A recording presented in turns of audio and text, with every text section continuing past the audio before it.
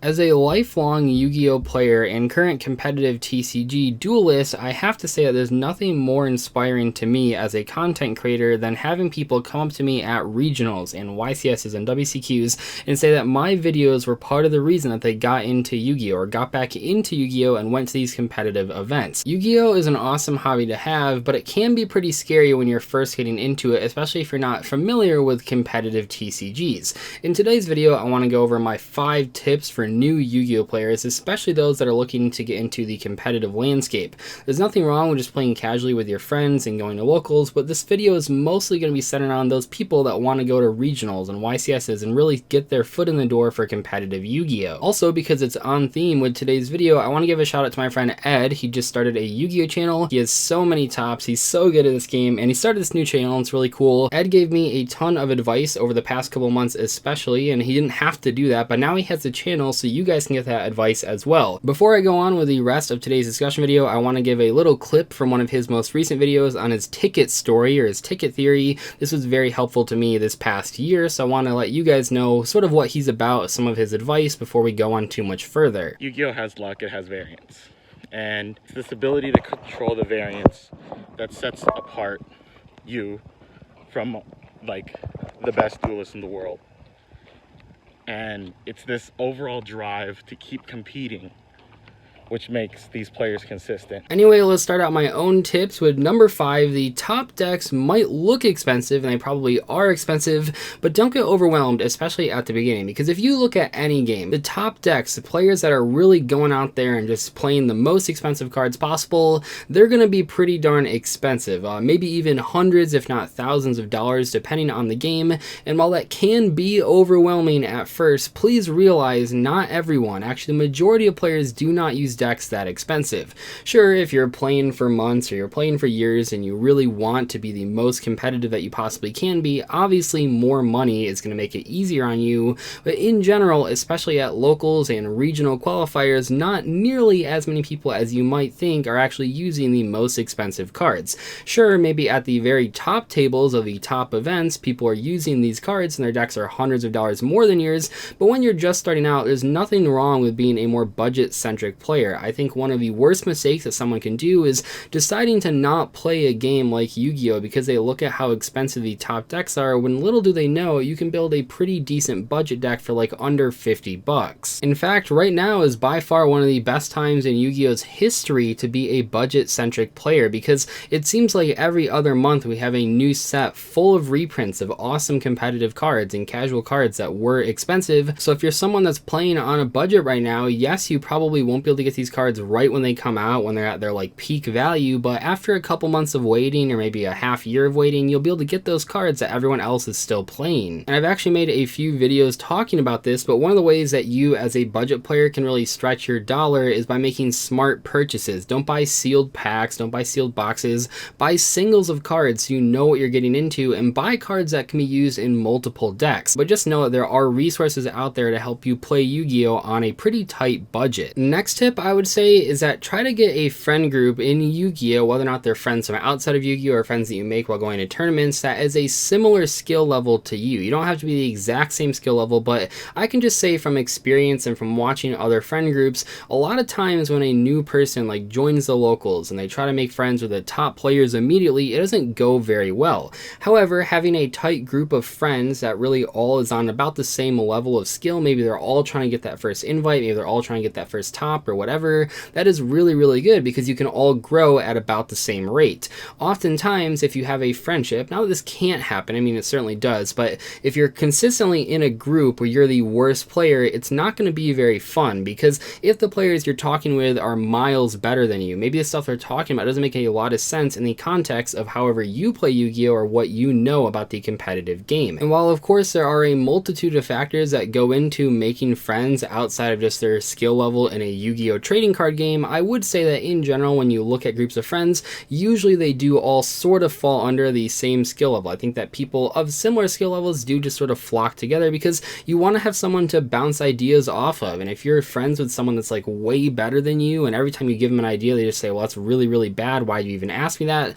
That's not going to be very good for either of you from a gameplay standpoint. And it might also sort of hurt your friendship because they're just constantly turning you down. If all of you are at the same level though, or about the same level, then you can really bounce ideas off of each other and not feel ashamed of pitching a card that maybe the higher up players wouldn't think of in the first place. This is especially useful if you're a budget player and you want to ask your friends that are also budget players, hey, how was this card? Was it worth your money? Because if they bought a card and they said it wasn't worth the money, well, now you can save yourself whatever they spent because they told you the information that you wanted. Next up, let's be completely honest here. Players are going to make misplays no matter how new or how old they are. However, newer players especially are going to make more misplays than your average competitive player that's been playing for a while, and that's perfectly okay. That's what I really want to make clear here. Making misplays is just part of any game that you play, including Yu-Gi-Oh! And as a newer player, oftentimes the misplays won't be the same things that the competitive players or the more competitive players are going to be doing.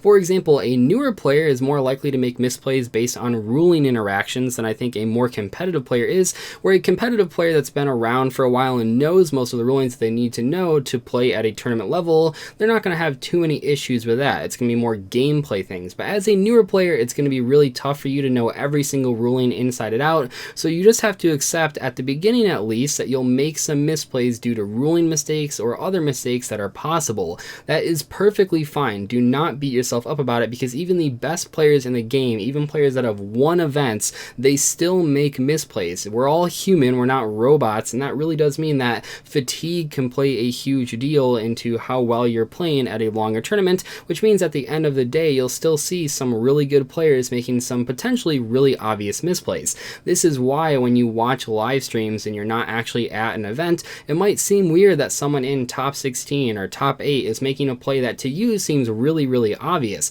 but you have to keep in mind how long it took them to get there, how many rounds they played, how far they traveled. So when you're looking at people, be very weary of the fact that while they might be misplaying to something that's very obvious to you or obvious to your friends, you have to really put yourself in their shoes and say, well, how long have they actually been playing Yu-Gi-Oh? If it's been 16 hours of Yu-Gi-Oh over the past couple days, yeah, probably they made a couple misplays, and that's just part of the game. Speaking of fatigue, my number 2 tip is that fatigue is a number 1 killer of regional runs and YCS runs and WCQ runs. What I mean by that is that if you are not eating properly, if you are not drinking water all day, if you're drinking a lot of stuff that you shouldn't be drinking the night before, you're going to have a harder time in the actual tournament. And I say this because so often, especially, I think sleep is a big one that a lot of people just don't care about when they go to events. They'll go to an event and on Friday night before, they'll stay up all night playtesting, like, oh, I got to playtest, I got to playtest, I got to playtest. But then they've been up since 5 in the morning and they only got a couple hours of sleep for Saturday. And now they're so tired that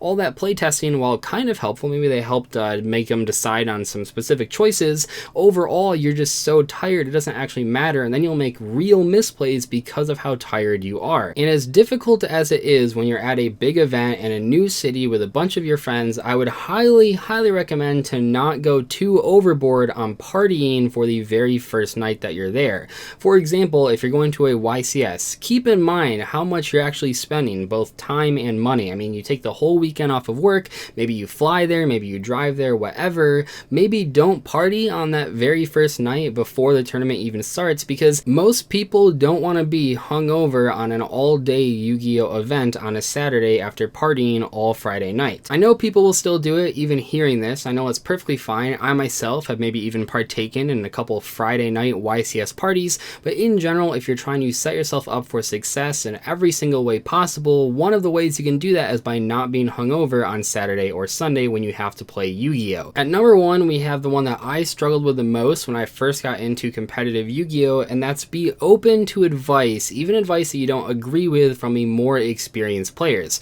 I mentioned earlier how you probably want to have a friend group of mostly people that are the same skill level, but you still want to watch higher level players play. And there's probably someone in your friend group, even if you're all of similar skill levels, that is actually better than the rest of you. That's just how things go. And I know it's difficult listening to feedback from players that's negative about your card choices or about your deck choices, especially when you really stand by your decision. I mean, you spent the money to build these decks, you spent the money to buy these cards. Of course, you should be allowed to take whatever you want to a tournament. But if your friend wants you to be a better player, and if you're struggling at tournaments, just be open to new card suggestions, to new deck suggestions, because your friend is probably just having your best interest in mind. They want to see you succeed. That's one of the awesome things about having a really cool friend group in Yu-Gi-Oh! Is that everyone wants everyone to be as good as possible, to improve their game, if that's what the friend group is trying to accomplish at least. And one of the ways that they can do that is by giving deck feedback. Just make sure you're open to it, because I know people can get very defensive about their choices, but being open to it really can expand your mind and make you become a better player for the future. Anyway though, I think that's all I have to say for today's discussion video. If you haven't checked out Ed's channel yet, make sure to check out the link in the description. Ed's a great guy and a great player, so if you're looking to be a more competitive duelist, I'm sure he'll have some awesome videos in the upcoming weeks that'll help you out. I'll see you later though. Thank you so much for watching. Goodbye.